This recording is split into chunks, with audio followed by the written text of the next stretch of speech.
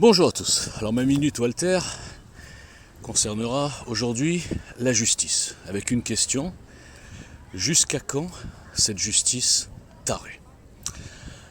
Alors moi, depuis des années, je dis que l'insécurité fait partie du plan.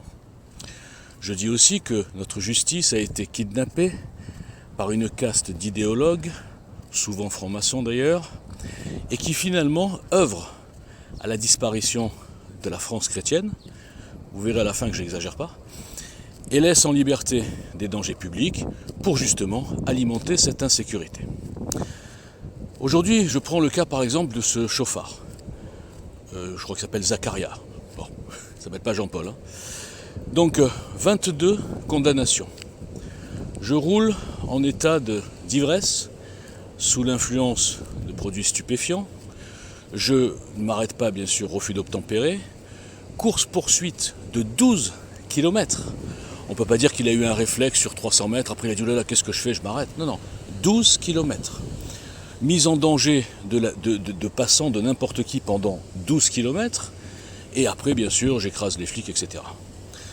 Ce monsieur est amené devant un juge d'instruction, je dirais plutôt un juge de destruction, qui décide que non, finalement, on va le juger le 13 septembre, il aura peut-être du sursis, comme d'habitude, ça se fait 22 fois.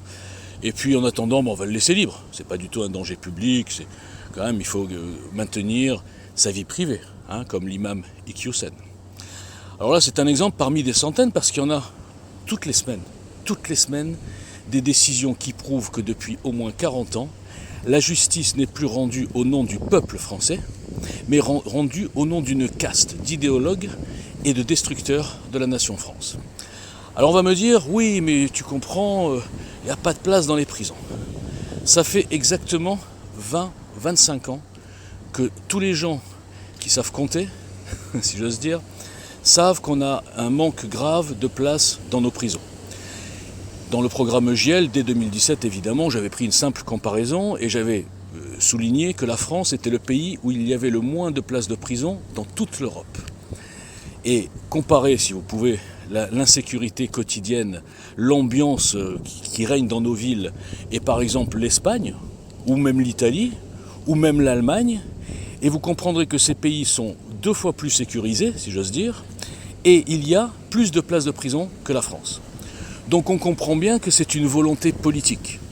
Et qu'on ne vienne pas me dire, oui, mais c'est une question de budget, parce que les budgets pour augmenter les droits d'asile, pour augmenter la CMU, pour augmenter tout ce qu'on veut, qui va dans le plan de l'invasion de la France, et la par quand même des gens inassimilables, et on le sait, des hommes à 80%, à la force de l'âge, qui arrivent avec leur code, qui pour eux la femme c'est une poubelle, qui pour eux les lois françaises ils les respectent pas, etc. Un peu de charia dans la tête et un peu d'islamisme. Donc on comprend bien que c'est un plan.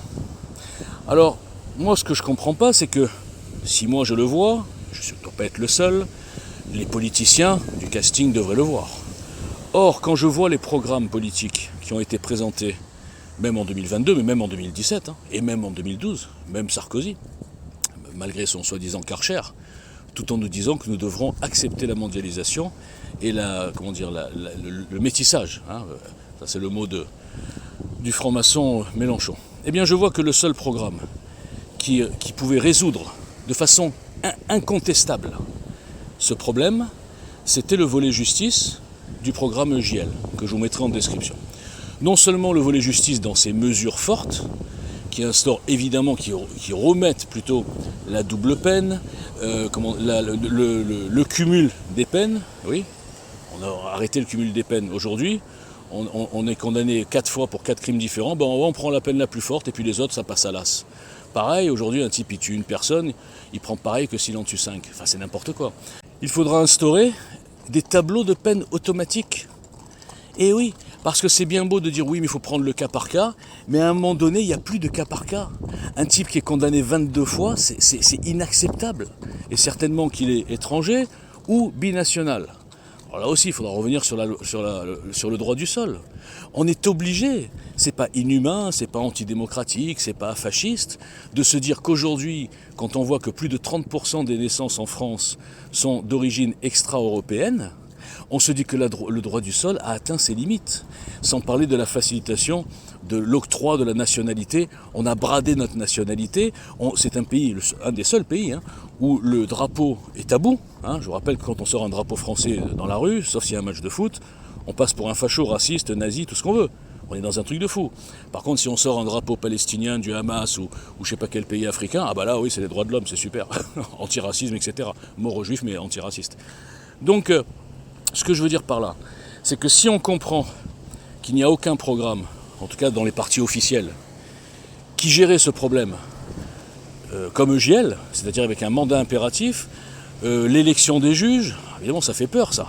Et oui, parce que là, si on élit des juges, les juges ils seront un petit peu obligés de faire un peu de démagogie positive, c'est-à-dire de se dire, bon voilà, nous on va agir un peu comme les Français le veulent. Alors on va nous dire, ouais, c'est démagogie, mais pour une fois, cette démagogie, elle renforcerait la sécurité.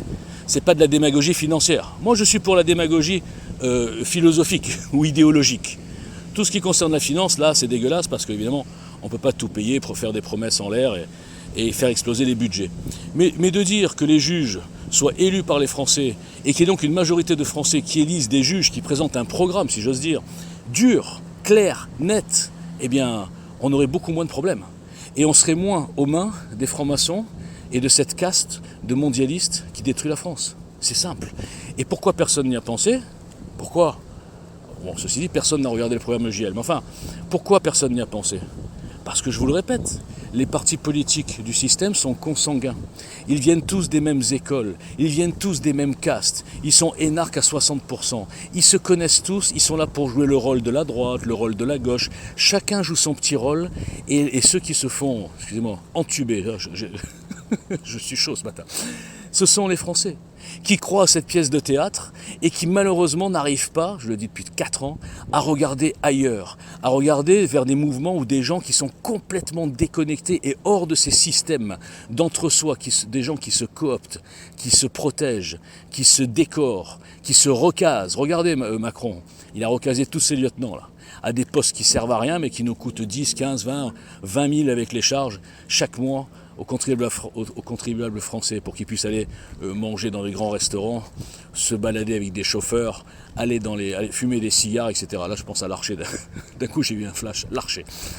Donc, jusqu'à quand va durer cette justice délirante? Ok?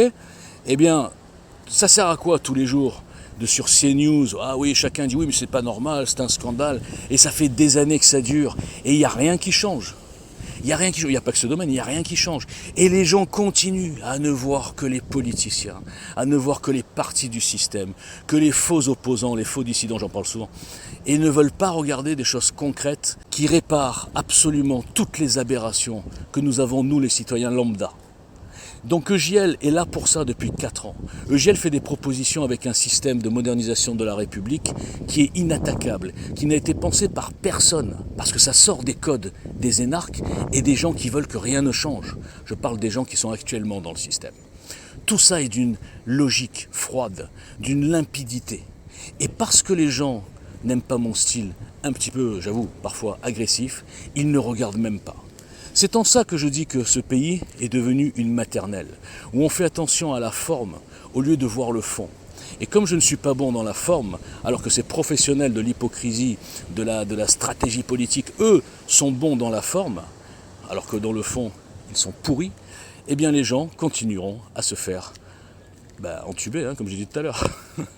Voilà, merci de votre attention, bonne journée.